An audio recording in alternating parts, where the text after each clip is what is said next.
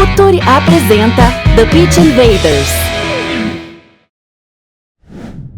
Olá, futeboleiros! Olá, futeboleiras! Futuri Podcasts apresenta The Pitch Invaders, episódio 2, 3, 1. Sempre falando de maneira profunda e séria sobre o jogo. Já temos uma história por aqui. Meu nome é Eduardo Dias, vocês já sabem, e estamos no ar em mais uma invasão futeboleira. Hora da conexão imediata com Gabriel Corrêa, nosso head de conteúdo. Dale, Gabriel! Tudo bem, Dinho? Abraço para todo mundo que está ouvindo mais um TPI. A conversa de hoje vai ser muito legal. A gente falar sobre vários temas, futebol brasileiro, outras culturas, enfim, acho que tem muita coisa para a gente comentar hoje no episódio. Demais. Se vocês já viram a capa, já estão, para quem está no YouTube, já está vendo o nosso convidado aqui, treinador Antônio Oliveira. Seja bem-vindo, Antônio. Que satisfação, que prazer para a gente. Ora, antes de mais, bom dia a todos. É para mim também uma enorme satisfação poder estar aqui e compartilhar aqui uma hora de, acima de tudo, falar daquilo que é aquilo que nos move e a nossa grande paixão, que é o futebol. Portanto, certeza absoluta vai ser enriquecedor e, como eu costumo dizer sempre, é na busca da partilha e do conhecimento que nós crescemos e evoluímos. Invaders, vamos invadir o playbook de Antônio Oliveira. E aqui, professor, a gente começa sempre pelo contexto. Algo um tanto quanto desprezado na análise, mas para a gente é muito importante. Antônio, até onde vai a ideia do treinador, a convicção do treinador, o conceito do treinador e até onde vai o contexto onde ele está inserido? Porque treinadores entram e saem meio de tabela, pegam um time com orçamento muito grande, orçamento pequeno, as possibilidades são inúmeras, mas aonde que se estabelece a ideia do treinador e aonde que é o contexto que atropela tudo, Antônio? Bem, o contexto, e como disse muito bem, o contexto tem que estar sempre presente na vida do treinador. E, aliás, eu tenho sido quase um saltimbanco, digamos assim, que não para em lado nenhum em relação a vários países, diferentes continentes, e a quem o diz relativamente ao contexto, porque diferentes culturas, diferentes religiões, diferentes costumes, diferentes ideais, diferentes vícios e vicissitudes que muita gente tem, e o treinador, neste caso, tem que contemplar todas essas premissas e todas essas relações que devem existir. Mas o treinador, em qualquer momento, em qualquer local que se encontra, tem que perceber rapidamente com quem está, onde está, para, de uma vez por todas, nunca, acima de tudo, nunca desvirtuar daquilo que são os nossos ideais. Tem que se moldar, tem que se moldar primeiro para depois poder agir. E é nessa perspectiva que o contexto é determinante para nós percebermos, ainda muito antes de situações mais específicas, como falou, relativamente aos lugares, às trocas. Tem que, de uma situação mais geral, tem que perceber o contexto, onde está inserido, com quem está inserido, para rapidamente poder moldar-se, para poder agir. Isto tem que ser sempre o dar e receber, digamos assim. É evidente que nós levamos a nossa liderança, nós levamos a nossa ideia, nós levamos a nossa forma de ser e de estar, mas nós também temos que perceber que do outro lado estão mais seres humanos, profissionais, e nós temos que os compreender, perceber. Não pode ser numa situação muito brusca relativamente àquilo que nós querermos impor tudo aquilo que nós temos na nossa cabeça. Temos que, como falei, acho que é esta situação de nos moldar. Tem que haver bom senso entre todos e chegar a um ponto de equilíbrio também. É muito nessa vertente do dar e receber que nós podemos claramente não impor, mas a nossa liderança ser aceite por todos, porque as nossas lideranças nunca podem ser impostas, porque isso pode criar claramente rupturas por todas todas as alterações e as mudanças geram ruptura, e nós temos que perceber que isso tem que ser feito de uma forma sustentada, de uma forma equilibrada, perceber o outro lado, perceber o nosso, moldar para poder agir. Eu uso sempre temos que nos moldar para poder agir sem nunca desvirtuar daquilo que é a nossa matriz, que nos trouxe ali, quer sobre o ponto de vista daquilo que é o jogo e as nossas concepções e aquilo que nós acreditamos em relação ao treino e ao jogo, mas também sobre o ponto de vista daquilo que é a nossa liderança. Agora, Antônio, antes da gente entrar no campo em si, eu queria falar um pouco mais sobre as suas inspirações como treinador, porque você vem de uma escola que aqui no Brasil hoje está em evidência, mas ela já é histórica, né? Um dos maiores treinadores da história do futebol é português, né? Que é o José Mourinho. E você trabalhou com um cara que também é histórico dentro do futebol português e na cultura de formação do futebol português, que foi o Gesualdo. Queria entender um pouco mais suas inspirações numa escola que tem treinadores que são muito variáveis, né? Você tem o Mourinho, você tem o Gesualdo, da mesma forma que você pode ter tantos treinadores diferentes dentro de uma mesma escola. Eu queria que você falasse um pouco mais sobre as suas, o que moldou você como treinador também, de tantas inspirações que tem essa escola portuguesa ou de fora, enfim. Olha, antes de responder essa questão, e ainda para complementar a resposta relativamente à pergunta do contexto, e eu acho que uma das características do treinador, e essa que não me posso em nenhum momento esquecer, do treinador português tem a ver com, e acho que aí nós fazemos muito a diferença, tem a ver com a adaptabilidade. Eu já tinha referido isso em várias das minhas intervenções, e acho que é uma das características que determina muito a qualidade do treinador português. Ele é capaz de, em qualquer momento, em qualquer situação, de acordo com os problemas das adversidades que lhe são colocadas, arranjar soluções, quer mais adverso que seja o contexto onde ele esteja inserido, ele consegue arranjar soluções. Independentemente de nós também percebermos, e aí já ligando para a pergunta seguinte, percebermos que o investimento que foi feito de alguns anos para cá, onde começou também muito pelo professor Josualdo Ferreira, pelo professor Carlos Queiroz também,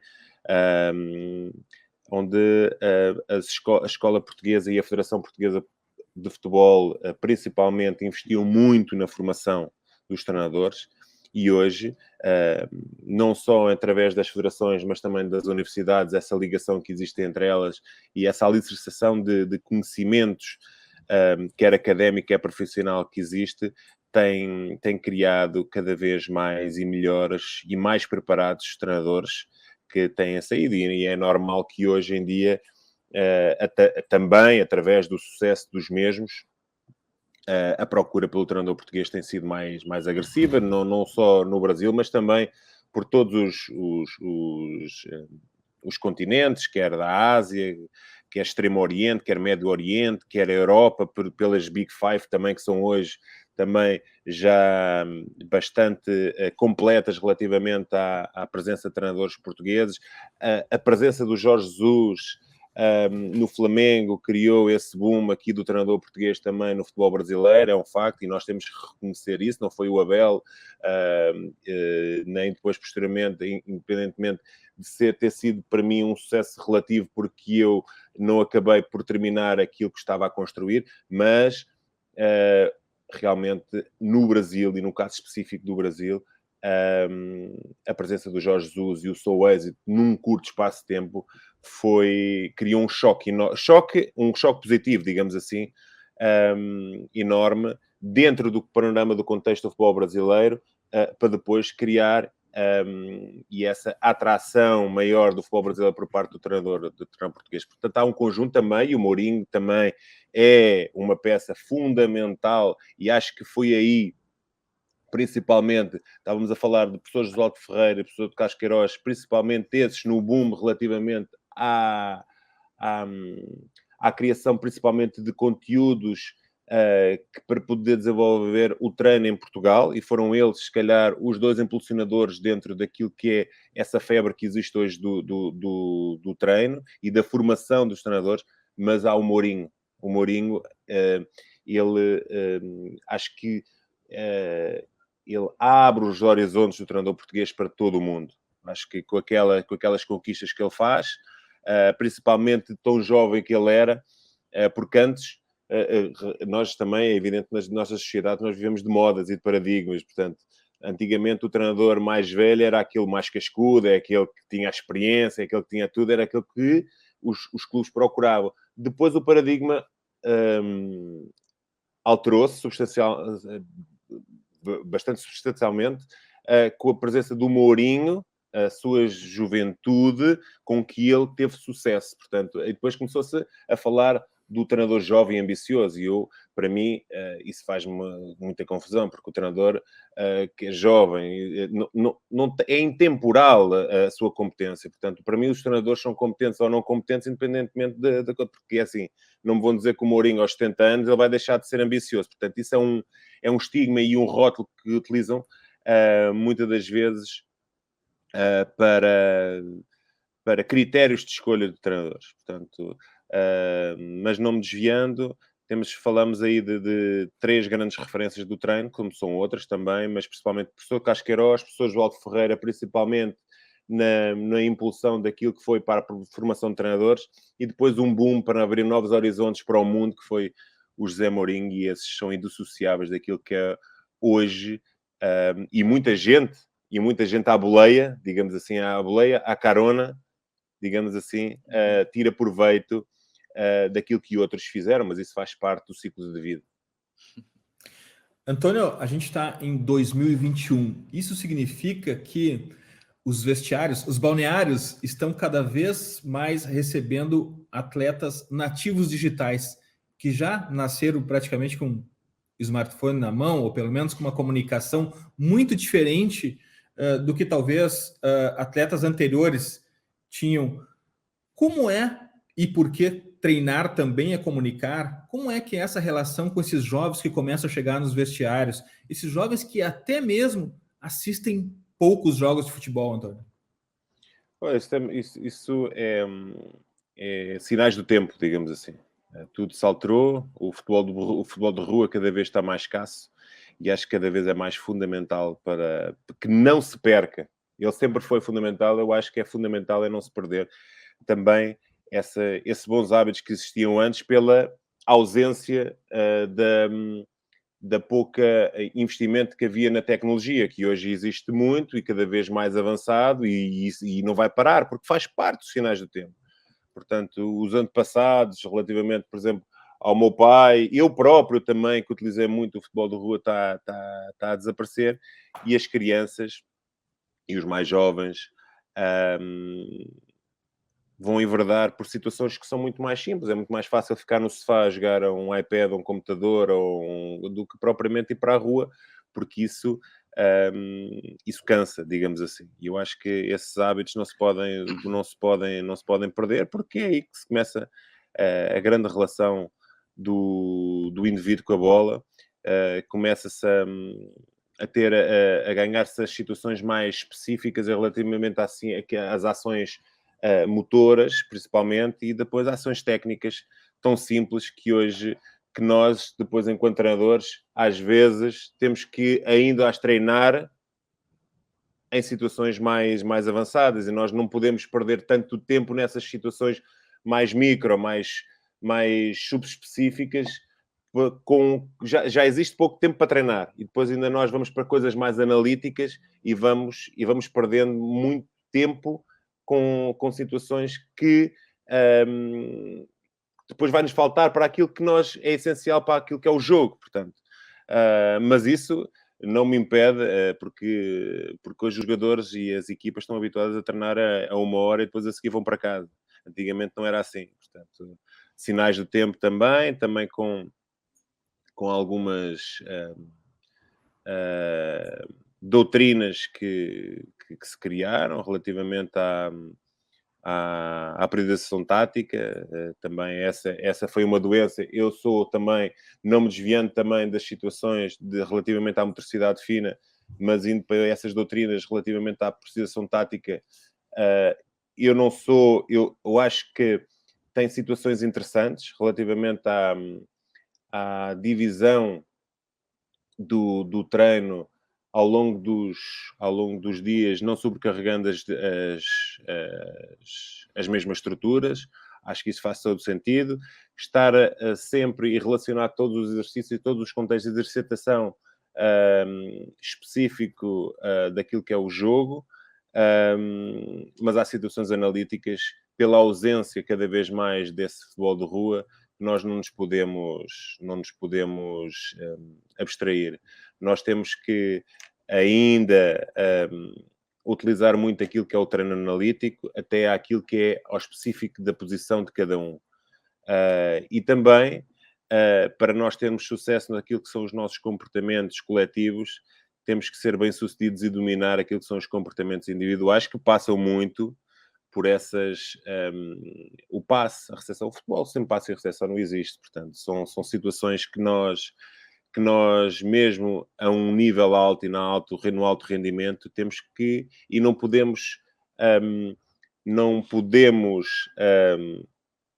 passar para trás das costas situações mais que nós chamamos que são os subprincípios, situações mais micro, em detrimento das macro, porque nós não podemos ter sucesso na macro se nós dominarmos as coisas mais pequeninas. E essas mais pequeninas aprendem-se e cada vez mais evoluem-se e começam-se as palavras começam a faltar, mas cada vez que começamos a ficar mais aprimorados é na rua. E depois nós aproveitamos aquilo que é o talento inato de cada um, congregando aquilo que é uma organização. É para isso que muitas das vezes nos pagam e nós não podemos abdicar disso. Eu quero aproveitar que o Antônio falou sobre essa questão de treino, né, sobre esse tempo de treino. Essa semana eu ouvi 3 entrevistas que me chamaram muito a atenção. Primeiro foi uma do Daniel Alves falando que quando você tem o estadual, ele falando em comparação Europa e Brasil, você começa, entre aspas, a temporada aqui no Brasil com 20 jogos, né, do estadual, e na Europa você faz ali 50 jogos estourando, né, então 20 jogos já representam 1/3 do campeonato. O Abel Ferreira, agora após o jogo contra a equipe do Sport, eu até peguei a aspa porque me chamou muita atenção. Ele falou que tem que sentar treinador, jogador, TV e organizador da competição. Se querem intensidade, tem que ter descanso. A FIFA é clara nas 72 horas de descanso. Vocês acreditam que quanto mais joga, melhor é? Penso o contrário. Quanto mais escasso, produto mais valorizado. E o Cuca, depois do jogo contra o Fortaleza na Copa do Brasil, falou que nem treinou na semana porque ele priorizou o descanso. Então eu queria perguntar para o Antônio, que esteve nesse contexto de pouco tempo de jogo e teve outros contextos também, como trabalhar, como conseguir fazer um trabalho consistente com pouco tempo para treinar, jogadores às vezes muito cansados de viagens longas, né? Pouco tempo para respirar, digamos assim. Como fazer para conseguir ter um bom trabalho tático, técnico, às vezes esse analítico que você falou, né? Trabalhar alguns detalhes importantes com tão pouco tempo de treino que a gente tem aqui, Antônio? Olha, muitas das vezes aquilo que eu sempre disse, e disse logo no início, não o digo no fim, foi que era contra, e achava não, tinha a certeza que o calendário era absurdo e que torna uma banalização relativamente aos jogos. É evidente que os jogadores não estão recuperados, é uma evidência clara. Falou aí das 72 horas, é uma regra até fisiológica, para que os jogadores estejam predispostos para poder competir em condições. É evidente também que para haver maior qualidade de jogo é necessário haver treino, para preparar mais e melhor as equipas. Portanto, há um conjunto de fatores que determinam e consubstanciam aquilo e que, acima de tudo, reiteram aquilo que são as opiniões de cada treinador. Agora, nós não podemos ter opiniões consoante aquilo, os resultados que nós vamos obtendo. Nós temos logo de início, fazer uma meia-culpa não. Se a crítica tem que ser feita, é logo de início. Portanto, e não é à medida que nós já tínhamos feito o raio-x daquilo que iria acontecer, e principalmente quem e as equipas que iriam pagar mais esse preço são aquelas que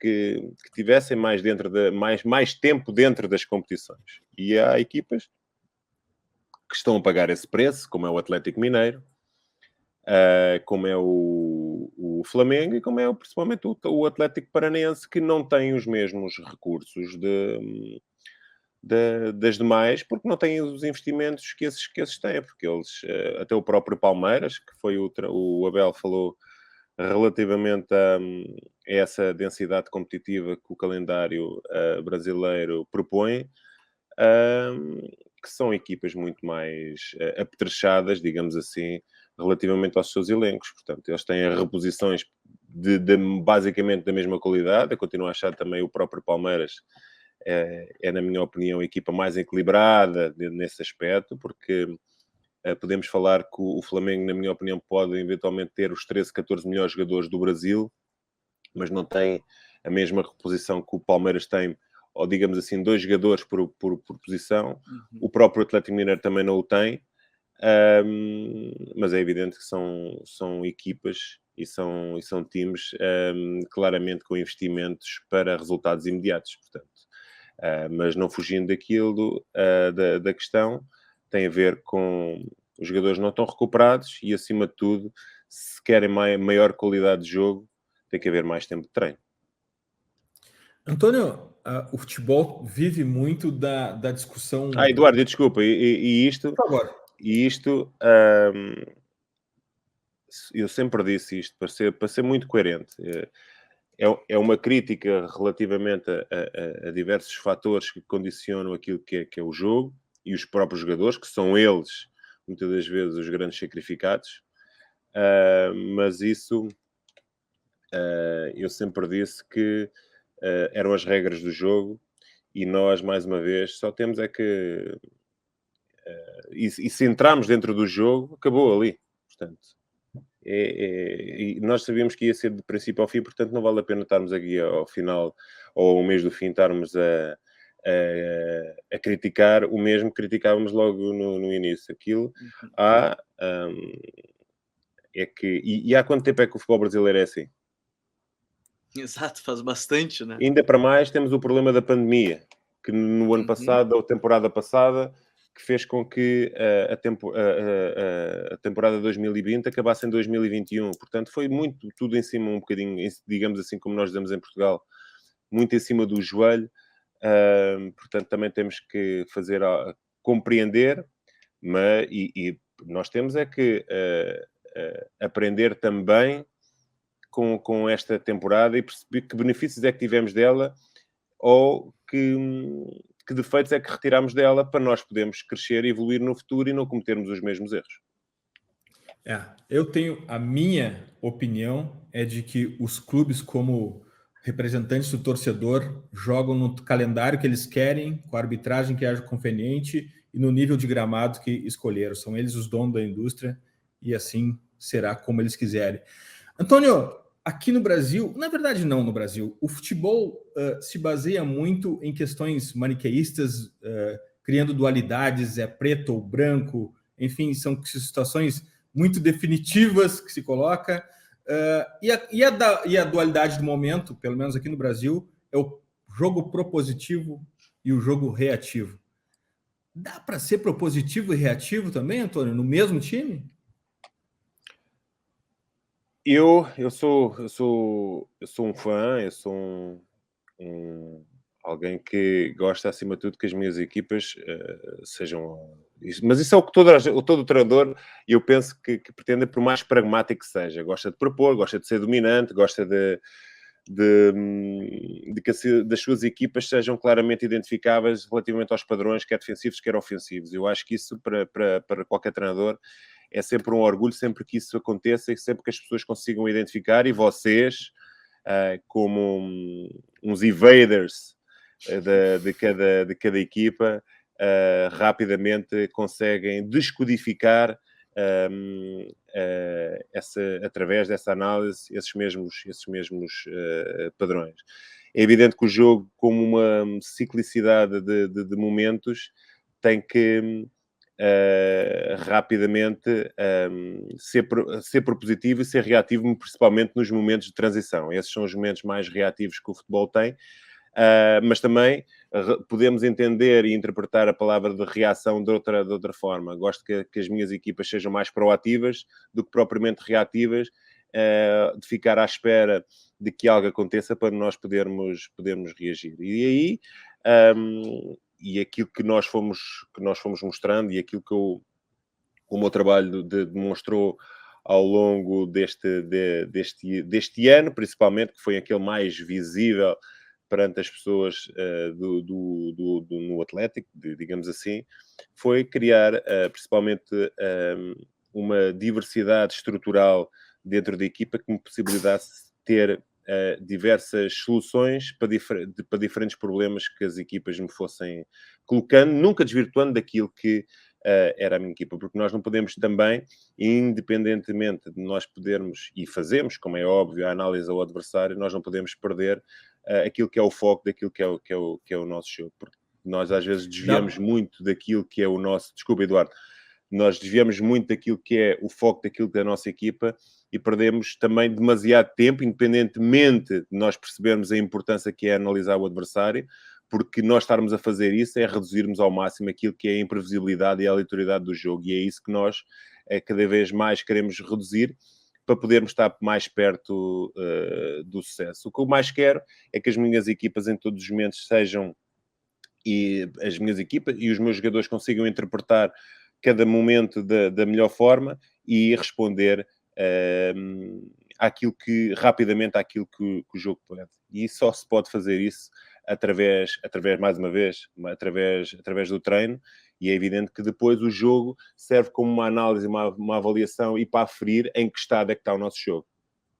Dá para ser protagonista também na fase defensiva, é isso, né? Claramente que sim, porque nós somos protagonistas na parte defensiva a partir do momento que percebemos e encaminhamos o adversário para aquilo que nós queremos que ele faça, para depois recuperarmos nas zonas onde nós treinamos, porque isto, muitas das vezes, é muito fácil nós descrevermos aquilo que são os grandes princípios daquilo que é a nossa organização defensiva, mas depois não podemos nunca esquecer do momento seguinte. Portanto, nós temos que perceber onde é que nós queremos ganhar a bola, onde é que nós queremos encaminhar o adversário e depois perceber nos espaços-alvos onde nós queremos recuperar a bola, o que é que nós vamos fazer a seguir à bola, porque isso não chega só a recuperar a bola, temos que perceber. E aí, lá está, é conseguir criar contextos de exercitação que potenciem todos os comportamentos que nós queremos. Portanto, nós não podemos fazer só um exercício contemplando só a organização defensiva. Porque a seguir recuperamos a bola, o treino não pode parar, porque a seguir há a transição ofensiva. E nós temos que nunca podemos treinar um momento dissociado do outro, digamos assim. Nós temos é que perceber qual é que é o momento a seguir. Nós estamos a treinar a organização ofensiva, não posso esquecer que a seguir, se eventualmente eu perder a bola, estou a treinar a transição ofensiva. Portanto, nós, quando criamos os exercícios, nunca podemos dissociar um momento do outro, ou pelo menos um momento seguinte àquele princípio grande que nós estamos a treinar, ou aquele momento principal que nós estamos a treinar. Portanto, eu acho que dissecando muito mais aquilo que é o jogo, ou principalmente o meu jogo, ele consubstancia muito aquilo que são os triângulos defensivos e ofensivos. Eles estão sempre claramente identificados, quer seja em linha de 4 ou quer seja em linha de 5. Isso eu não sei se vocês vão questionar ou não, porque acho que também é um dos temas que está muito em voga, porque repare que a moda... Não é moda, é a alteração estrutural que está a existir muito agora, muitas equipas em jogar a linha de 5. Eu estava pensando nisso agora, é uma mudança que... Então, mudança entre aspas, né? Voltou Gabriel, a brilha. Não, eu até queria te perguntar isso, Antônio, porque eu acho que voltou à tona, né? Os 3 zagueiros, a linha de 5, né? A gente vê o Chelsea com o Tuchel, voltou à linha de 5, foi dominante na Europa. A gente viu em vários momentos a linha de 5 retornar. O próprio Barcelona na temporada passada jogou numa linha de 5, linha de 3, linha de 5, foi muito bem na temporada. Você fez essa mudança no Atlético, o Atlético parou de tomar gol e continuou atacando, fazendo... Ali você tinha Marcinho e Abner, né? Enfim, 2 laterais que chegavam muito bem à frente, mas a que você deve esse retorno à linha de 5, Antônio? Vou aproveitar já que você tocou nesse assunto. Não, acho que são temas interessantes e eu acho que não há tabus. Quando nós nos referimos a esta temática, eu acho que nós não há segredos. É difícil contrariar aquilo que nós vamos propor. Porque todas as ações, quer individuais, quer coletivas, não há ações iguais. Portanto, E muitas das vezes, nós, ao colocarmos linha de 5, existem critérios e razões para nós colocarmos essa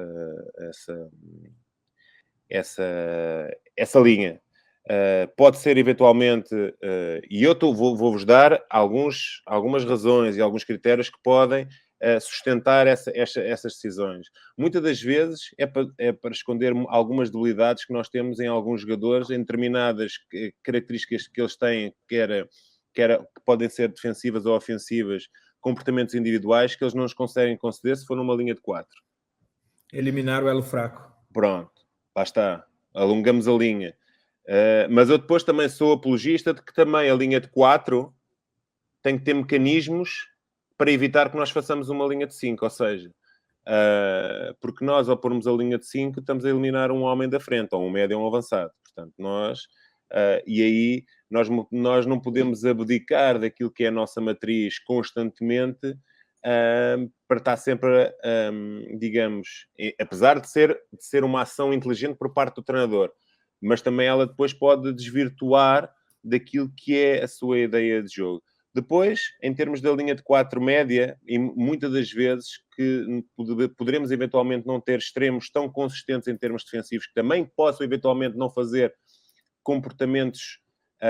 os comportamentos táticos defensivos da maneira como nós queremos, de uma forma mais consistente, abdicamos dele, alongamos a linha e quase que o lateral faz de extremo naquilo quando cola, bate em corredor lateral, bate lateral com lateral, digamos assim, ou lateral com extremo, e aí os nossos dois extremos em linha de 5, que eram extremos na linha de 4, mais rigorosos em termos defensivos, abdicamos deles e passam a ser as nossas duas referências de transição. Repara que aí abdicamos deles porque eles não serem tão fortes em termos defensivos e passam só a ser referências de transição porque alongamos a linha e já temos os laterais a bater lateral com extremo ou lateral com lateral.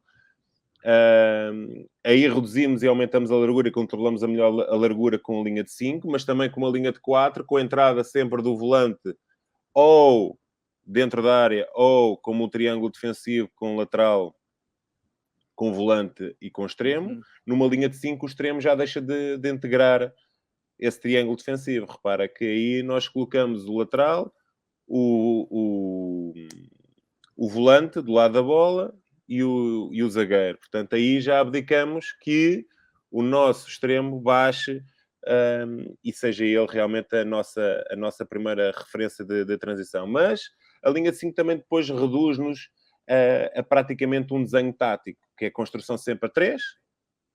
Nós já aí já não construímos com uma linha de 4. Com a linha de 4 tem uma variabilidade e uma panóplia de soluções que podes construir a 3-2, podes construir a 2-3, podes construir com os laterais mais baixos. Portanto, há uma panóplia maior de soluções que aquela de linha de 5 não está. Só tens os 3 zagueiros e os 3 zagueiros vão sempre construir a 3. A profundidade e a projeção é dada pelos laterais. Os extremos vêm por dentro. Portanto, e isso depende. E depois há a maneira de como esta linha de 5 pode ser aproveitada. Se o adversário propõe-te, e tu ficas numa zona mais de conforto a controlar as suas ações ofensivas coletivas, vais ser uma equipa muito mais profunda a atacar a profundidade. Só vai-te sobrar 3 soluções para marcares golo. Se o adversário propuser-te e obrigar-te a ficar mais baixo, ou se tu, em termos estratégicos, quiseres mais baixo, vais atacar muito mais a profundidade, vais ser uma equipa muito mais vertical, ou vais atacar pelos corredores e vais ser uma equipa que o adversário, se ele depois estiver mais baixo, só te vai dar cruzamento, porque aí já não tens, como ele está mais baixo, já não tens espaço para a profundidade ou bola parada. Não tens muito mais em termos de soluções se não tiveres grande criatividade por jogo interior. Entendes? Porque se jogares contra duas linhas de 4, a equipa adversária vai estar muito mais densa no corredor lateral, no corredor central. O que é que vai dar? Se ela estiver mais baixa, vai dar só corredor, só vai dar jogo exterior e bola parada, não te vai dar nada. Se essa equipa se a equipa das duas que tiver numa estrutura de 4, a jogar contra ti numa linha de 5, se ela avançar, se for mais pressionante, vai-te dar mais 40, 50 metros nas costas deles, vais atacar a profundidade, vais ser muito mais vertical, por exemplo, como o Benfica foi como contra o Barcelona, por exemplo. Mas o que é que dá aí? Muitas das vezes quem joga com a linha de 4 vai dar muito mano a mano, dependente da forma. Por exemplo, eu jogava com 2-1, por exemplo, o Benfica joga em 1-2, o Fortaleza joga em 1-2. Portanto, há aqui até a disposição destes 3 da frente também é determinante para aquilo que vai ser a tua forma de jogar. Mas há uma coisa que eu nunca abdico, é de ter criatividade nas minhas equipas. Eu gosto de ver equipas com criatividade, com talento, que saibam e que tenham uma panóplia maior do que me podem dar. Por exemplo, se jogar numa linha de 5, só jogo exterior, só bola em profundidade ou só bola parada. Portanto, e é nessa perspectiva. Jogando com a linha de 4, eu acho que, para evitar a linha de 5, jogando com a linha de 4, nós temos que criar mecanismos que não nos permitem retirar um homem do meio para pôr um lá atrás. E eu acho, por exemplo, eu tenho em um jogo que eu me recordo que abdiquei claramente de jogar com uma linha de 5 para jogar com uma linha de 4, arranjando um mecanismo mais agressivo relativamente aos 2 volantes, entrando, e aí nessa altura era o Diniz, e o Diniz é muito mais agressivo relativamente ao momento que tem a bola, que coloca muita gente do lado da bola para criar superioridades e essas relações numéricas superiores para poder chegar às zonas de finalização. O que é que eu fiz? Linha de 4, o lateral sai sempre em corredor lateral e o volante entra dentro entre central e lateral. O que é que faz? O volante contrário entra na posição do volante que entrou na linha de 5 e quem vai fazer o encaixe da área é o ponta contrário. Portanto, o ponta contrário é que vai fazer o encaixe da área. Sempre com os 2 da frente, mesmo a linha de 4, integrarem sempre o processo defensivo. Porque isto aqui, todos os comportamentos são eu costumo dizer aos jogadores que nós viajamos juntos a atacar e a defender, e é nessa perspectiva que eu tento, sem abdicar daquilo que é depois ter mais um homem no meio, para podermos ser mais ou seja, tentar ser consistente, tentar ser a mesma consistente, tendo uma panóplia de soluções, quer de jogo interior, quer de jogo exterior. Porque só dando uma solução ao adversário, fica mais fácil eles aniquilarem aquilo que são as nossas intenções. E havia aqui muitas coisas para falar. Deixa eu até aproveitar, Jim, porque essa questão da saída de bola você não ter muito para onde fugir, né? Já que são 3.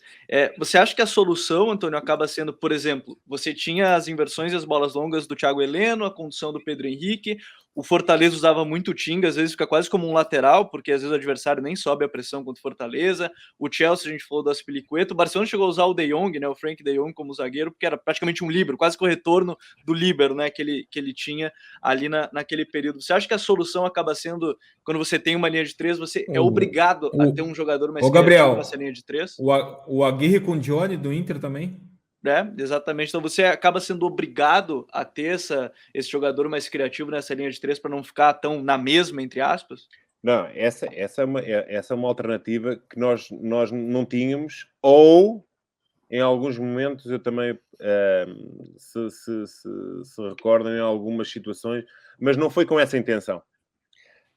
Por exemplo, o Nicolas chegou a jogar num dos 3, por exemplo. E isso também é possível para criarmos o desenho e termos principalmente os jogadores a não saírem das suas posições fundamentais, para nós não andarmos aqui, digamos, a improvisar.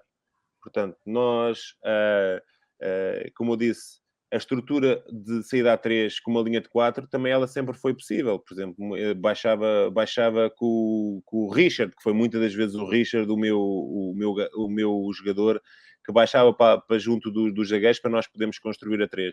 Mas depois nós tínhamos de estar atentos e para nós não podermos e criarmos e potenciar as características melhores que os jogadores nos podiam oferecer dentro dessa estrutura ofensiva que nós queríamos atacar naquela altura, para nós não os retirarmos dessas posições fundamentais. E nós tínhamos que olhar para a estrutura e olhar para os jogadores onde é que os iríamos colocar. Para nós não estávamos... É uma coisa que eu nunca gostei, nem nunca vou fazer, nem nunca quero. Pelo menos vou tentar sempre ser mais honesto e mais coerente. Olha o contexto quando atropelar, hein? Não, exatamente. É nunca pôr um jogador desconfortável em algo que ele não pode oferecer e que eu quero que ele faça. Ou pelo menos que eu quero que naquela posição o jogador que lá estiver crie esse comportamento. Eu nunca vou pôr um jogador numa posição desconfortável a não querer que ele faça algo que não me pode oferecer. Eu acho que isso é a pior coisa. Eu, pelo menos, enquanto jogador, não gostava que me fizesse isso e eu não vou fazer, enquanto treinador, algo e não vou requisitar algum jogador que faça algo que ele não possa nos oferecer. Portanto, há uma panóplia de soluções que eu acho que a linha de 5 utilizada por nós, pelo menos por mim, era uma linha de 5 mais pragmática do que propriamente uma linha de 5 com capacidade de propor, de criar uma panóplia de soluções que vá criar,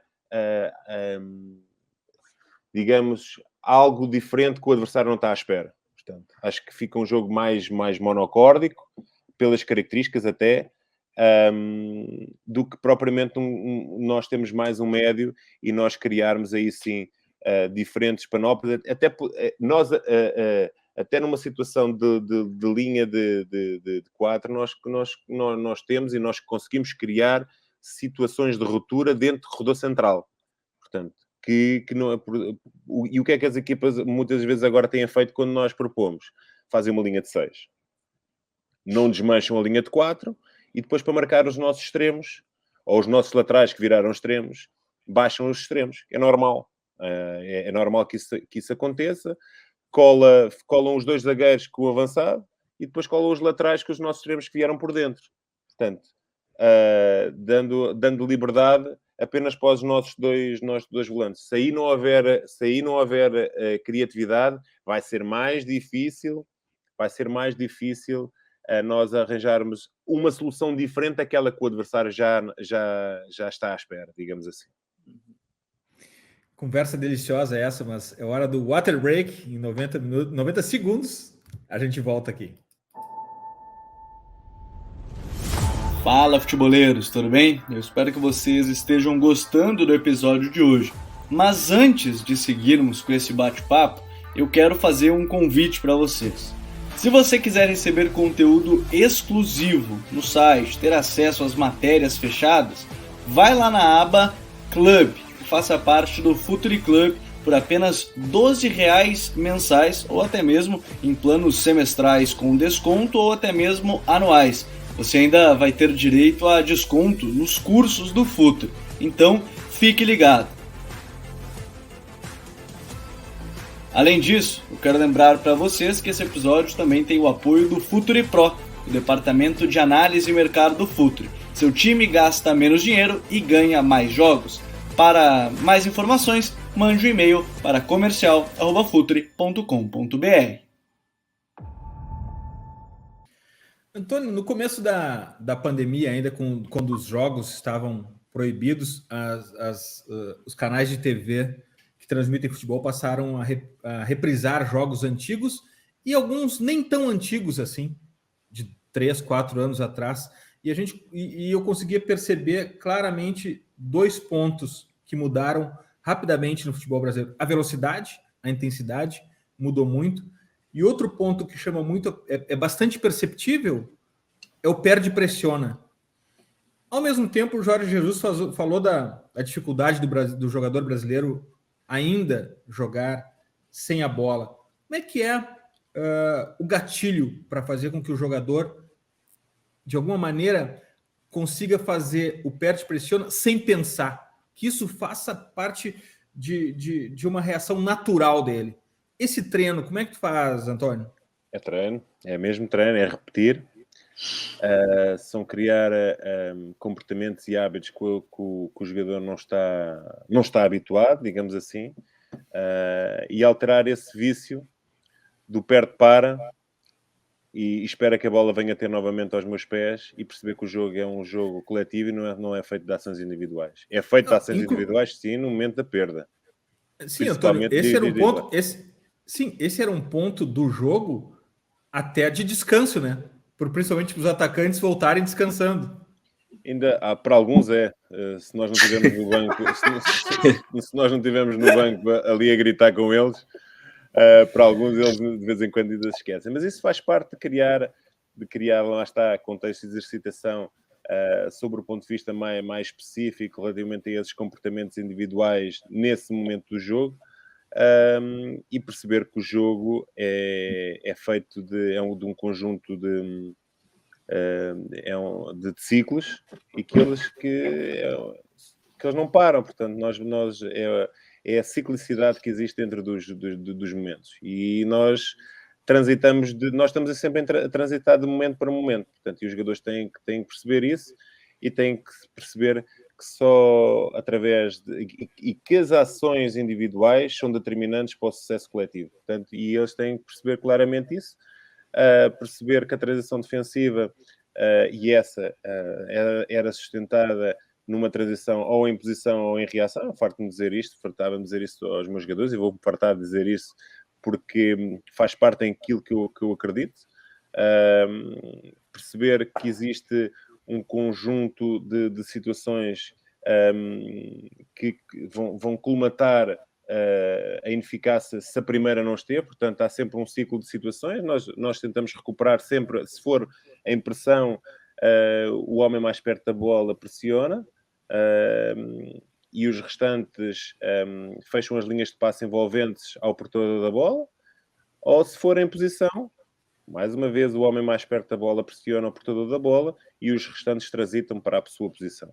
Portanto, e depois é um conjunto de situações. Se nós não conseguirmos recuperar a bola, principalmente nos primeiros 5 segundos, não vale a pena estarmos ali a correr de uma forma aleatória, porque esses 5 segundos representam os 5 segundos que o adversário ainda não se organizou para poder atacar. E é nesses momentos em que nós temos de estar a atacar. Porque eu digo sempre também aos jogadores, nós estamos sempre a atacar, mesmo no momento em que perdemos a bola, nós atacamos o adversário sem bola. E é nessa perspectiva e é nesses comportamentos mais agressivos, mesmo neste léxico que se utiliza relativamente a atacar sem bola, mas antes, nós atacamos com bola. Não, nós atacamos sem bola. E eles percebem isso, esse léxico mais agressivo do atacar, o atacar mesmo sem bola, eles começam a aderir e começam a perceber cada vez mais. E principalmente, eles perceberem começarem a ter sucesso nas suas ações. E quando eles começam a ter sucesso e a estar melhor e mais bem preparados e mais posicionados no momento da perda, eles começam a acreditar. E essa é a palavra-chave, o acreditar cada vez mais naquilo que estamos a fazer para eles perceberem que podem ter sucesso e têm sucesso naquilo que nós propomos. Agora, é evidente que é através do treino, da repetição, porque eu acredito muito na repetição, não acredito muito na variabilidade de exercícios. Eu podia criar posso criar 300 unidades de treino e criar exercícios diferentes em todas delas, mas eu acho que nós não vamos criar comportamento. Vamos treinar um grupo de exercícios e não vamos treinar uma ideia. E eu prefiro agarrar-me a 3, 4 exercícios em cada momento, treiná-los e repeti-los, porque aí sim vamos consolidar e vamos criar, acima de tudo, uma estabilidade de comportamentos. O Eduardo falou da questão de Jorge Jesus do sem bola defendendo. Eu queria tocar no ponto do sem bola atacando, porque teve um momento que você falou, Antônio, dos seus times você gosta desses triângulos, né, para ter várias opções de passe e ir construindo.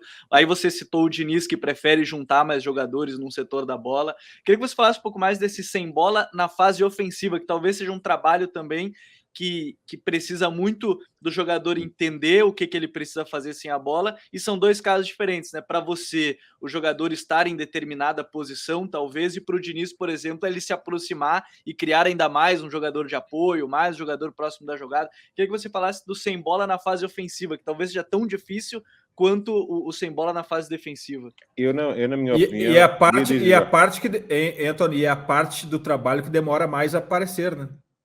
Essa premissa talvez seja não querendo agarrar-me a qualquer momento que seja mais importante do outro, porque todos os momentos são importantes, mas o equilíbrio de uma equipa para mim é determinante para o sucesso da mesma. Nós se formos olhar para o futebol hoje em dia, a maioria dos gols são de transição ou de bola parada.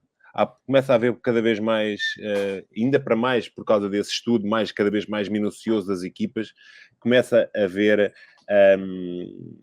cada vez mais golos em transições. Portanto, é num momento em que o adversário apanha aí outra equipa completamente descompensada e desequilibrada, e é esse momento em que eu não concebo nem admito às minhas equipas que tenham. É uma das vantagens, por exemplo, da linha de 5. É uma das vantagens do momento da linha de 5, que é termos sempre os 3 lá atrás a ocuparem os 3 corredores. Portanto, e é nessa perspectiva que também nos ajuda, porque o desenho do nosso equilíbrio a 5 é diferente do desenho do equilíbrio a 4. Portanto, e é mais fácil, pelo menos uma garantia maior para o treinador, perceber que os 3 estão sempre lá atrás. Aqueles 3 são garantidos. E muitas das vezes o equilíbrio é dado por 2-3. Nós fazemos 1-2-3, onde esses 2 são os nossos 2 zagueiros, e depois, muitas das vezes, o homem do meio é o volante, o lateral que não envolveu, fecha por dentro, é um do lado contrário, é um dos 3, e o extremo, ou do triângulo ofensivo que nós criamos em termos ofensivos, o vértice mais recuado faz parte do outro 3, ou seja, 2-3. Portanto, aí pode ser o lateral, pode ser o extremo ou pode ser o volante. Dependendo da funcionalidade desse triângulo, de como é que ele terminou para nós chegarmos às zonas de finalização. É fundamental. Extrema pé natural ou invertido, tanto faz? Não, exatamente. O vértice mais recuado, não interessa quem é ocupado, interessa como é que a dinâmica desse triângulo foi criada para nós chegarmos à zona de finalização. Pode ser o extremo que vai cruzar, pode ser o ponta que entrou em condução em situações de associação de combinação direta com o avançado ou com o outro volante. Portanto, há um conjunto e uma panóplia de situações que nós podemos criar, mas é determinada muito por esse triângulo. E, rapidamente, nós percebermos quais são os elementos mais próximos ao adversário para eles serem as referências da transição do adversário. E nós aí colarmos, claramente, que nós colarmos. É evidente que nós já temos, através de, se o adversário não mudar muito de acordo com aquilo que foi a análise feita, nós já temos determinado aquilo que é o posicionamento do adversário em momento de transição ofensiva, e nós obrigamos os nossos, ou pelo menos tentamos obrigar os nossos jogadores a colar no adversário, para nós podermos ter uma transição defensiva mais eficaz e não estarmos expostos a situações de contra-ataque e de inferioridade numérica, que é a única coisa que nós no futebol não queremos e rejeitamos completamente, sendo o futebol claramente um conjunto de relações numéricas, onde nós queremos estar sempre por cima do adversário, colocando sempre mais jogadores do lado da bola. Vamos seguir no ataque aqui, Antônio. Um atacante, um centroavante, 2 atacantes, pé invertido, pé natural. Tem uma configuração preferencial de ataque? Contexto. Já joguei de diversas formas. Eu gosto sempre, por exemplo, de jogar com 2 pontas de características completamente diferentes. Um mais vertical e outros, por exemplo, o Vitinho e o Nicão combinavam na perfeição, por exemplo. É um jogador muito mais vertical, apesar do Vitinho depois ganhou outras valências que também lhe permitiram tornar outro jogador, ter a capacidade de jogar em fazer em espaços interiores, mas depois ter a capacidade também de conseguir se associar e atacar profundidade naqueles espaços, e não ser só apenas um jogador vertical em termos de transição. Conseguiu ganhar ali valências diferentes que lhe permitiram crescer enquanto jogador.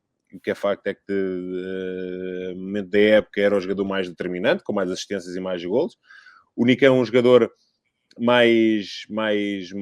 digamos, mais refinado em termos de retenção de bola, que nos dava isso.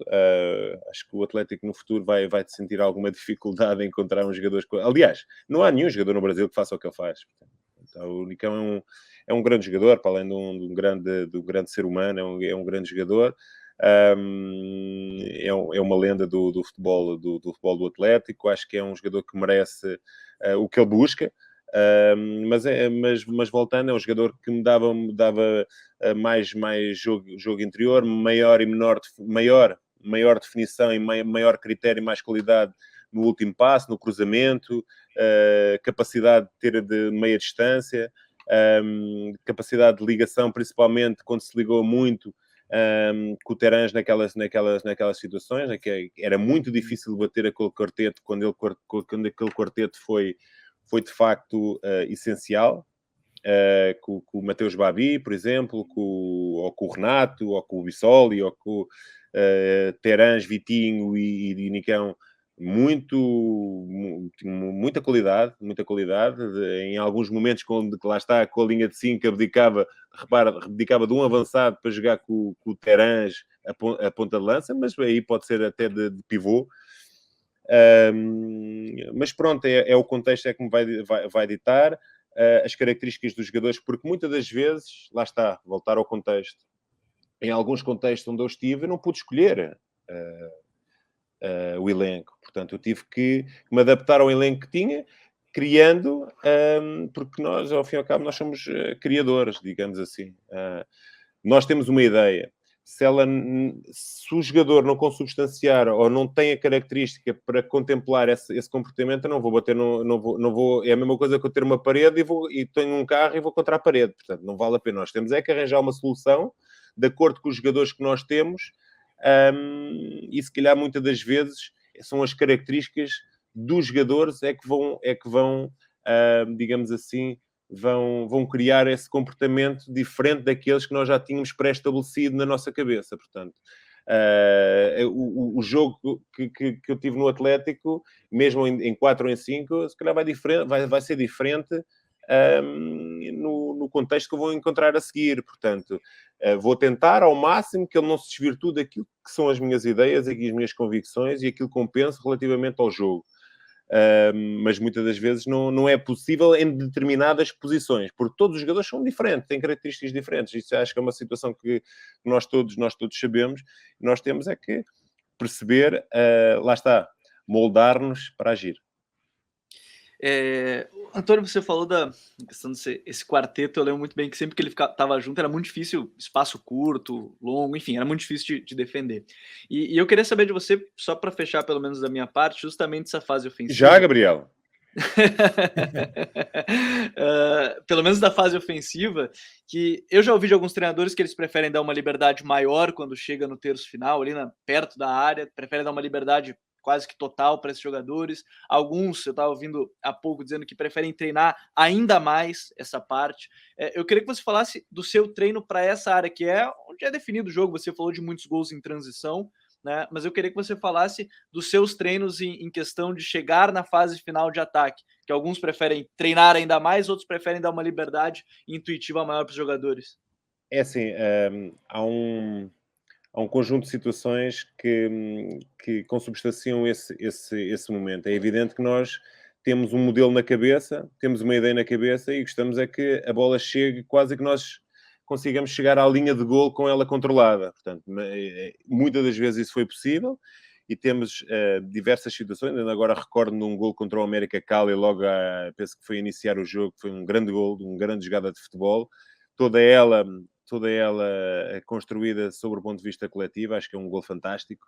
Foi o primeiro gol que me veio agora à cabeça e aí existem outros, porque são os jogadores, a sua qualidade e o seu talento que levam o teu jogo. São os jogadores, por mais desenhos táticos que tu crias e tenhas na cabeça, e naqueles 30 metros tens de ter talento, tens de ter qualidade para se concretizar tudo aquilo que tu idealizaste. Portanto, é evidente que eu nunca vou castrar em nenhum momento aquilo que é a criatividade e o talento do jogador. Há uma coisa que eu não abdico, é dos desenhos táticos. Esses não abdico, principalmente no momento em que nós estamos a atacar, prepararmos-nos bem a nossa transição defensiva e sermos sempre uma equipa equilibrada. Acho que os últimos 30 metros, com jogadores com talento, tu não vais, independentemente de tu treinares e repetires, aquilo nunca vai sair da mesma forma. Agora, a única coisa que eu não abdico é que o desenho tático e o momento da perda, o equilíbrio esteja garantido. Agora, acho que se tu tens jogadores como o David, se tens jogadores como o Vitinho, se tens jogadores como o Pedro Rocha, se tens jogadores como o Nicão, dá-lhes liberdade. Dá-lhes eu essa lembro de muitos liberdade. gols deles juntos, eles chegavam na área e depois eles se aproximavam. Não, né? exatamente, porque quantos... E isso eu não tenho dúvida nenhuma. Quanto mais e melhores jogadores tu conseguires congregar e puseres a relacionar e a pensar o jogo da mesma forma, mais o jogo vai sair de acordo com aquilo que tu pensas. E eu sou assim um pouco. Eu gosto de consistência, mas gosto de que as minhas equipas joguem. É evidente que eu sempre disse e sou muito coerente em relação a isso. Primeiro, ganhar. Segundo, marcar golos. E terceiro, jogar bem. Ou então, desculpa, primeiro ganhar, segundo, jogar bem, marcar golos. Já não sei qual era a segunda e a terceira, mas a primeira é ganhar. Porque depois as pessoas não te vão perguntar se tu jogaste bem ou mal. A primeira pergunta quando nós chegamos a casa é quem ganhou o jogo. E a seguir é por quantos? E a seguir é quem marcou. E ninguém quer saber se tu jogaste bem ou mal, porque as pessoas são muito pragmáticas e é uma das coisas. E eu sou relativamente a... Antônio, nunca ninguém te perguntou sobre o XG do teu time? O XG do teu time, as possibilidades de gol que ele criou? o XG. Não, essa era uma das situações, principalmente há um ano atrás, quando eu cheguei ao Atlético, era uma das preocupações que nós tínhamos. Foi aumentar claramente a expectativa de golo, e principalmente delinearmos espaços-alvos onde nós queríamos que a bola entrasse. Independentemente de qual fosse o jogador que fosse atacar esse espaço, nós queríamos é que a bola lá chegasse, porque depois alguém há de atacar. Porque isto é o passe que provoca a desmarcação e a desmarcação que provoca o passe. Portanto, nós provocávamos sempre a desmarcação com o passe a entrar sempre nessa zona-alvo e facilmente nós chegávamos mais depressa à baliza do adversário. Isso foi uma coisa que nós claramente aumentámos. É evidente que à medida que outros jogadores foram chegando, principalmente nesta época, o jogo, pelas características do mesmo, começou a ser menos... ou melhor, a criarmos uma variabilidade, a ser em alguns momentos mais vertical, e em outros momentos geríamos melhor o ritmo de jogo e a ter capacidade também por ter bola em espaço interior, porque tínhamos jogadores para isso. Porque o David veio-nos dar essa valência e o Nicão olhava para ele e identificava-se muito com ele. Ou seja, percebiam o jogo da mesma forma. E os grandes jogadores que conseguem só... Eles um até podia ser chinês e o outro da Antártida. Quando se percebe o jogador e existe talento, o futebol é universal. Aquilo sai de uma forma espontânea e aquilo lá está. Sai quase como futebol de rua. E é esse futebol de rua, essa magia, esse protagonismo, essa criatividade, esse talento, nós não podemos perder. E eu aí nunca irei castrar, independentemente dos desenhos, dos comportamentos coletivos que eu quero que os jogadores desempenhem, nós nunca podemos abdicar daquilo que é o talento e das ações individuais de cada um. Principalmente nos últimos 30 metros. Antônio, eu quero terminar essa conversa aqui com algo que talvez feche um ciclo de tudo que a gente conversou. E para fechar o ciclo, eu preciso voltar para o começo. A gente falou em contexto, mas eu quero um pouco antes do contexto. E essa pergunta a gente sempre que acaba fazendo aqui para os nossos convidados, a gente se surpreende com as respostas, que é o processo seletivo. E eu não quero saber exatamente das situações que tu passou, eu não quero saber exatamente das situações que talvez tu esteja passando ou não por agora, mas se conversa sobre futebol em processo seletivo de treinador, Antônio? Olha, eu vou dar a resposta sobre o ponto de vista geral. Eu acho que se não se fala, deveria-se falar. Porque, mas não só, mas também. Eu acho que é um conjunto de situações que deve ser abordada nesses momentos. Não só sobre o ponto de vista daquilo que é o jogo e do treino, porque um clube quando contrata, tem que estar a contratar um treinador, e ao contratar um treinador está a contratar uma ideia, e acho que os clubes devem claramente estar identificados com essa ideia, e se essa ideia é aqueles que eles buscam e procuram. E depois também buscam também uma liderança, porque ela também é determinante para o sucesso das equipas. Nós, enquanto líderes, e eu acho que isso eu, se pusesse uma percentagem relativamente à importância do treino, do jogo e da liderança, eu poria da liderança e da comunicação, tudo o que engloba a liderança, é comunicação, é a gestão, eu poria 85% a 90%.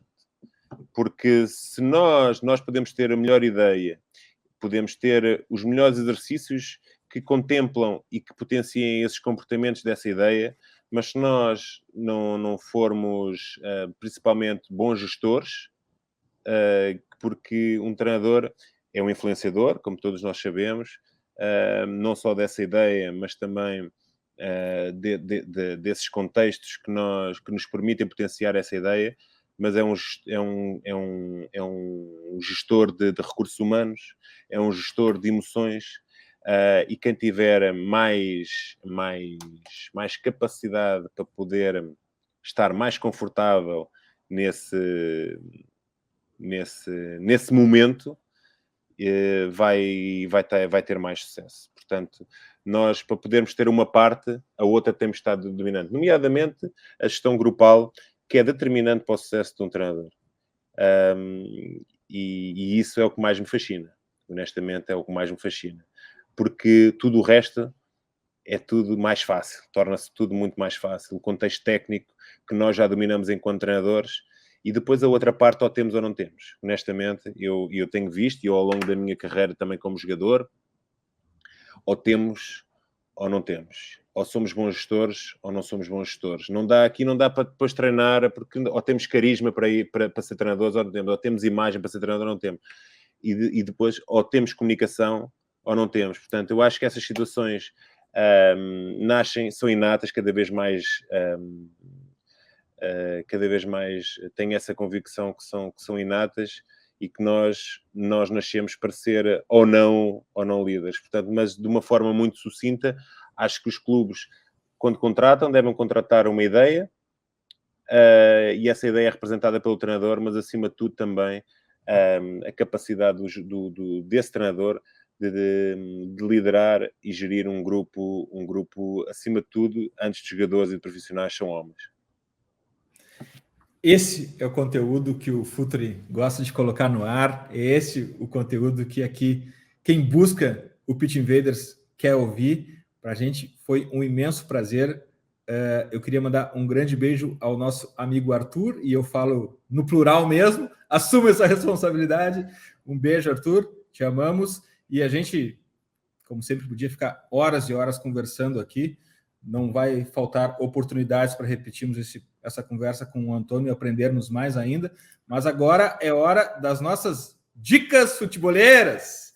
Bom, a minha dica futeboleira dessa semana, que inclusive ela já foi entregue aos assinantes da Drive, a newsletter dos assinantes do Futuri Club, é sobre a partícula de Deus e os dados no futebol. Uma matéria do Eu País sobre o avanço que físicos, matemáticos e programadores estão trazendo ao jogo, uma camada a mais de informação, e tem se notado uma característica que é principalmente em clubes onde os donos são americanos. Na matéria explica um pouco o porquê disso. De la partícula de Dios al balão do El País é a minha dica futebolera dessa semana, e os links para todas as dicas estão no post de divulgação deste episódio no futuri.com.br.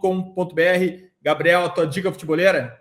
A minha dica, se a gente falou em algum momento sobre triângulos e construção, me lembrou muito a entrevista que eu vi recentemente do Xavi no The Coach's Voice, e ele foi além, ele não falou do triângulo, ele falou de quadrados ainda, juntando os internos com os atacantes ou formando grandes quadrados para chegar e gerar essa superioridade quando ele está na fase ofensiva. Achei muito legal, muito interessante. Acho que pelas convicções que ele tem, não vejo ele fugindo da elite do futebol. Acho que é um cara que tem ideias a gente já via dentro de campo, agora a gente está tendo uma noção fora dele. A minha curiosidade maior agora, ele é no contexto das Big Five, né, das 5 grandes ligas, mas é uma conversa muito legal, porque eu acho que o Xavi é um desses caras também que a gente ouve sempre que fala, independente de concordar ou não com as ideias, de ser o jogo que ele tem uma preferência, eu acho que são pessoas que a gente tem que parar e ouvir. Se concorda ou não é outra história, mas eu acho que são pessoas que nos agregam muito. E a minha dica é essa entrevista com ele, que ficou para mim fantástica.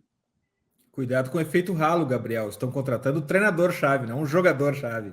Exatamente. Porque no pacote vai tudo, né? Apesar da ideia do jogador. Mas vamos ver, aquele...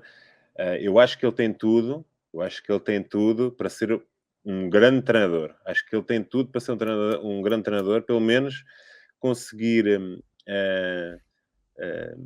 colocar aquilo que ele pensa enquanto jogava em prática, digamos assim. Porque eu acho que essa ideia dos triângulos e dos losangos está toda lá contemplada, pelo menos ele é que construiu os triângulos no meio campo. Portanto, ele é que fazia aquilo tudo. E eu acho que ele tem tudo para ser um grande treinador. Agora, ele está, nesta altura, ele trabalha num contexto em que ele tem 40 jogos por época e ganha 39. Exato. Sim. Pronto. Quando alterar-se e onde a maior estrela é ele. E onde a maior estrela é o treinador, que isso é logo um ponto a favor. Nós todos ansiosos para perceber, num outro contexto, se confirma aquilo que nós todos ambicionamos, que é que ele seja tão bom treinador como foi como jogador. E provavelmente no contexto Barcelona, né? Hein, Gabriel? Ele passou pela Spire? Não, mas não. Ele ficou só no Al-Sadd. Ele foi no jogador e saiu, virou treinador. Ele foi jogador do professor Jesualdo. Uhum. Ele foi jogador do professor Jesualdo e foram campeões numa equipa que é uma super equipa dentro daquele contexto, portanto. Sim. Onde tem um avançado e onde nós temos resultados de 10-0, portanto. Nós temos um avançado que é o avançado da seleção da Argélia, que é o Bagdá, tem o Santi Cazorla, tem o Guilherme, um brasileiro, tem a seleção do Qatar, tem a seleção dos locais, é a seleção do Qatar, mas isto, não estou a dizer com isto, a retirar todo o mérito que ele tem, mas o professor Jesualdo também foi campeão, portanto, né, que ganhou não sei quantas taças naquela equipa, portanto, qualquer treinador que neste momento vá para lá com aquela equipa, arrisca-se muito provavelmente a ser campeão. E isto não quer com isto retirar todo o mérito que ele tem, como eu já disse, só espero é que ele confirme realmente noutro contexto, naquele contexto onde nós todos estamos a perceber que ele vai chegar, toda a gente está a perceber que ele vai para o Barcelona, né? A gente só não sabe quando, né, Antônio? Daqui a pouco. Toda a gente já percebeu que ele vai para o Barcelona. Até o treinador que está lá, o Koeman, sabe que ele vai para lá. Não sabe é quando, realmente. Nós só queremos é que ele confirme realmente aquilo que ele é como jogador, aquilo que seja como treinador. Antônio, tua dica futeboleira? Então vamos lá. A minha dica futeboleira é o Nascido para Triunfar, do Adelino Cunha. É um livro que me inspira muito, que já o li há muitos anos, mas continua a ter frases muito relevantes relativamente àquilo que eu penso que deve ser a forma de ser e de estar na vida e no futebol. Porque é que uns sonham e outros... Porque é que os seus sonhos e outros só lhes resta continuar a sonhar? Porque é que uns parece que nasceram para triunfar e outros nada acontece? Para triunfar não nos podemos basear na sorte ou na esperança que algo nos caia do céu. Acima de tudo, nós temos que ter uma crença enorme naquilo que acreditamos. Lá está, mais uma vez, de agarrar a vida de uma forma bem forte, agir, porque eu acho que todos nós temos o nosso espaço e todos nós temos um propósito claro. E tudo o que for diferente daquilo que não seja triunfar, a vida fica sem sentido. Portanto, eu continuo a achar que nós todos nascemos para triunfar, independentemente da área em que nós trabalhamos. Antônio, muitíssimo obrigado. Obrigado por compartilhar teu tempo, obrigado por compartilhar teu conhecimento. Para a gente foi um imenso prazer, Vamos torcer muito por ti aqui. Obrigado Se pelo vieres convite. para uma nova aventura no Brasil, será um prazer conversar contigo novamente. Mas independente disso, a gente vai estar sempre atrás das tuas equipes, tentando desvendar as tuas equipes. Obrigado, Antônio. Obrigado eu pela atenção, pelo carinho, pelo convite. E espero que tenha contribuído, e acho que nós todos, através desta partilha acho que nós todos ficamos a ganhar um bocadinho, crescemos e evoluímos juntos. Gabriel, valeu, até a próxima. Obrigado, Jim, obrigado, Antônio. Certamente foi uma das grandes conversas que a gente teve aqui no TPI, e quem sabe no futuro mais uma conversa aí com ele, se ele voltar aqui ao Brasil ou não, a gente certamente vai conversar com ele de novo. Gosto. Futeboleiras, futeboleiros, nós somos o Futuri e temos um convite para vocês. Pense o jogo. Abraço e até a próxima invasão The Pitch Invaders. Futuri apresentou The Pitch Invaders.